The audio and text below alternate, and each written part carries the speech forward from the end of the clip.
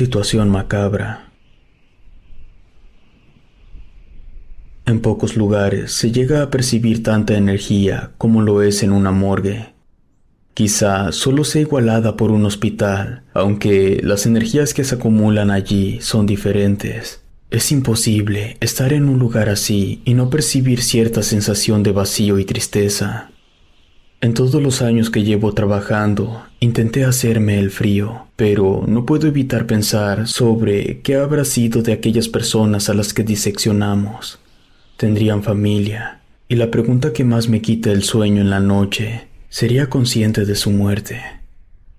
Hace años me ocurrió una situación en la que quizás pudiera darme una respuesta a esta pregunta. Aunque sé que muchas personas no me van a creer, sé que no soy el único al que le ha ocurrido este tipo de cosas y que las personas que trabajan en hospitales o en medicina forense como yo me entenderán. Por aquel entonces trabajaba en una morgue judicial. Soy originario de Uruguay y en La Guardia laboramos 2 médicos forenses y un patólogo. Un día nos llegó un caso extraño, sobre todo porque no se nos quiso decir mucho sobre el cuerpo en cuestión. Lo único que se nos pidió es dar las posibles causas de muerte, lo cual fue algo complicado de hacer. El cuerpo era muy extraño, mostraba incrustaciones de pequeñas piezas de metal por todo el cuerpo, y aunque de primera mano uno pensaría que este tipo de heridas ocurrieron en el accidente que llevó al sujeto a la muerte, pero no. Estas heridas estaban cicatrizadas. El metal había sido aceptado por su cuerpo. Algo demasiado extraño, pues ese tipo de heridas terminarían por causar una infección letal en el organismo. No obstante, el cuerpo aparentaba llevar ya mucho tiempo con esas pequeñas piezas de metal. Total, que estuvimos realizando labores hasta muy tarde y no dábamos con la causa de muerte. Teníamos varias teorías, pero ninguna que fuera lo suficientemente convincente. No encontramos alguna herida mortal, ni de daño alguno en un órgano vital. El corazón no presentaba daño o muestra de algún infarto. Comenzamos a desesperarnos. De repente, comenzó a fallar el sistema eléctrico. Quedamos a oscuras un par de veces. Nos dimos por vencidos. Y justo cuando íbamos a devolver el cuerpo a los refrigeradores, un estruendo muy fuerte sonó en uno de los corredores. Yo brinqué y de inmediato miré la bolsa donde estaba el cuerpo mientras me imaginaba que en cualquier momento se movería como en las películas de terror. Pero esto no ocurrió. En cambio, comencé a percibir una oscuridad que provenía de los refrigeradores. Al principio pensé que era mi mente jugándome una broma a causa del estrés de no encontrar una causa. Sin embargo, después de escuchar a mis compañeros preguntando sobre qué era eso que estaba saliendo de los refrigeradores, supe que desafortunadamente era verdad. No sabría cómo describirlo a la perfección. Era una oscuridad tan profunda, más negra que el mar de noche y espesa como la niebla. Algo dentro de esa niebla nos dejó paralizados. Yo sentía como si me hubieran amarrado con alguna especie de soga y como si esa oscuridad entrara por dentro de mí. Escuchaba una voz que no se parecía en nada a la de mis compañeros decir que no investigáramos más, que no lo volviéramos a tocar o conoceríamos el infierno en la tierra. No sé cuánto habrá durado aquello, pero cuando pude moverme, corrí a ver a mis compañeros, que concordaron conmigo acerca de lo que escuché. Decidimos dejarlo así, como un simple evento extraño, igual que tantos que ya habían ocurrido. Cuando llegué a casa, después de bañarme, me pasé a servirme un poco de brandy, aunque intentaba evitar pensar en lo que me ocurrió en la morgue. Aquel día sentía los nervios hechos nudo. Como les he dicho, aunque las personas me conocen como alguien frío que no demuestra sus emociones, en el interior no puedo evitar sentir pena por algunas víctimas. Y en esta ocasión me sentía asustado, pues sabía por mis compañeros que mi mente no había inventado nada. El brandy logró derribarme. Me quedé dormido en la sala viendo un programa local. Desperté de madrugada. La pantalla estaba apagada. Bueno, eso aparentaba. Yo no recordaba haberla apagado. Es raro que me quede dormido en un lugar que no sea mi cama. Me puse de pie y de pronto noté que la pantalla no estaba realmente apagada. La señal de la antena se había perdido solamente. La señal comenzó a volver, pero en lugar de verse un canal, comenzó a verse estática. Los destellos a blanco y negro formaron hilos que tomaron una forma circular. Al final se formaron unos ojos, una boca, nariz. Era un rostro cadavérico que a mi parecer reflejaba angustia. De pronto, la cara comenzó a hablarme. Esto hizo que me levantara de una manera muy abrupta del sillón. No podía creer lo que estaba pasando. La voz empezó a quejarse de una manera horrible. Yo sentía los nervios hechos trizas. El rostro empezó a decirme que él lo mató, que buscara en el estómago. Estuve a punto de salir corriendo del departamento cuando en la pantalla se sintonizó al fin un programa de televentas y en lugar de salirme de la casa desconecté la pantalla. Como pueden imaginarse, no volví a dormir en toda la noche.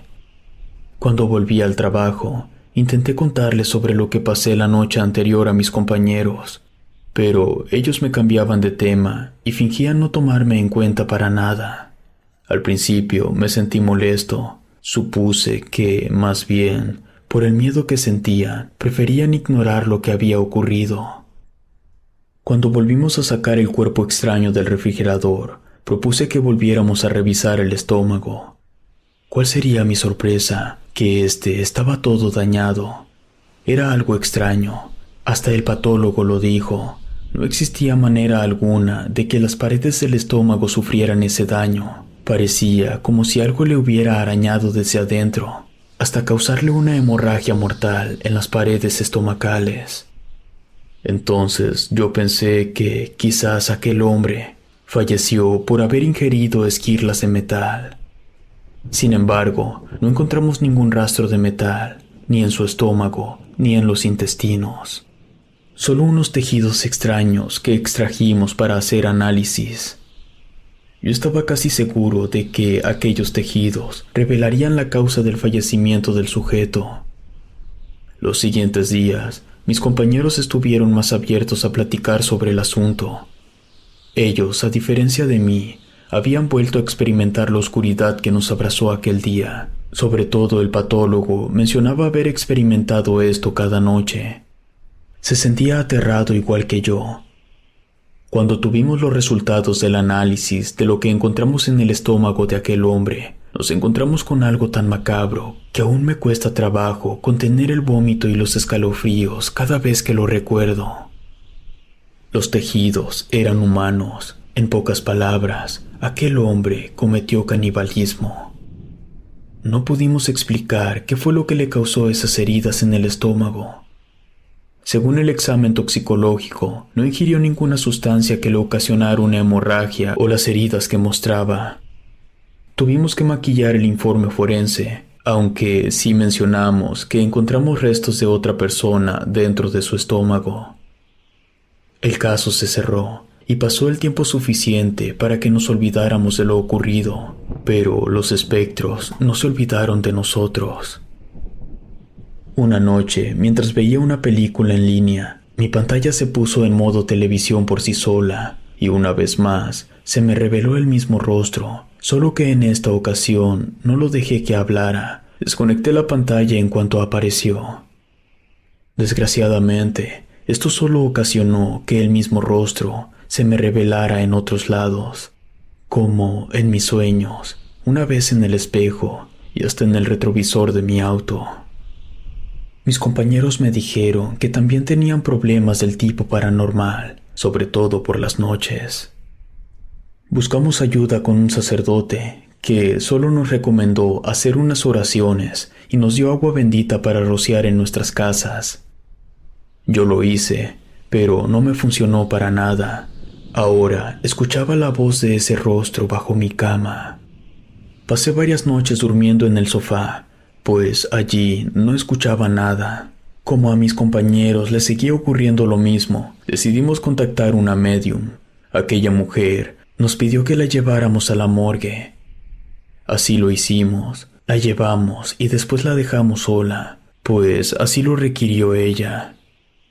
Nos quedamos tras la puerta. Puedo jurarles que ninguna de las apariciones que vi, ni ninguna voz paranormal que escuché, se comparaba con el horror que sonaba dentro de la morgue. No sé cómo la medium soportó estar tanto tiempo dentro de ese horror. Cuando por fin salió, nos dijo que tuvo contacto con 2 espíritus. Era de un hombre muy malo, de una persona que, por sus actos, corrompió su espíritu. Alguien cuya depravación superaba la de cualquier otra considerada malévola. El segundo espíritu se trataba de una víctima de esta persona, quien no podía encontrar la luz, pues fue casi absorbido por este hombre malévolo.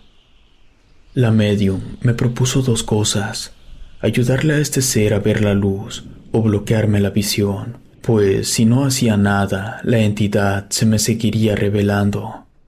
Quise hacerme el valiente y me ofrecí a ayudarle, y eso fue un grave error. No soporté verlo ni una sola vez. Su rostro reflejaba tal grado de angustia y sufrimiento que sentí enloquecer. Ni siquiera pude hacerle frente con las oraciones que me indicó la medium. Preferí buscarla después para pedirle que me bloqueara la vista. Desgraciadamente, esto no se logró a la primera y tuve que soportar a esta entidad durante algunos días en los que sentía que iba a enloquecer.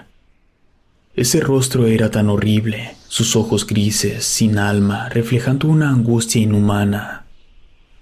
Pasando 6 días, la pesadilla terminó. Ya no volví a ver ni a oír a esa entidad. A la fecha, no he vuelto a escuchar cosas tan aterradoras, solo cosas simples y trilladas, como el típico vaso que se cae de la mesa. Un tiempo estuve tentado a investigar más sobre aquel hombre, pero el simple recuerdo de todo lo que me pasó me fue suficiente para frenarme. Si te gustó esta historia, suscríbete activando la campanita para que no te pierdas lo mejor de Rede. Gracias por escucharnos. Relato escrito y adaptado por Mauricio Farfán.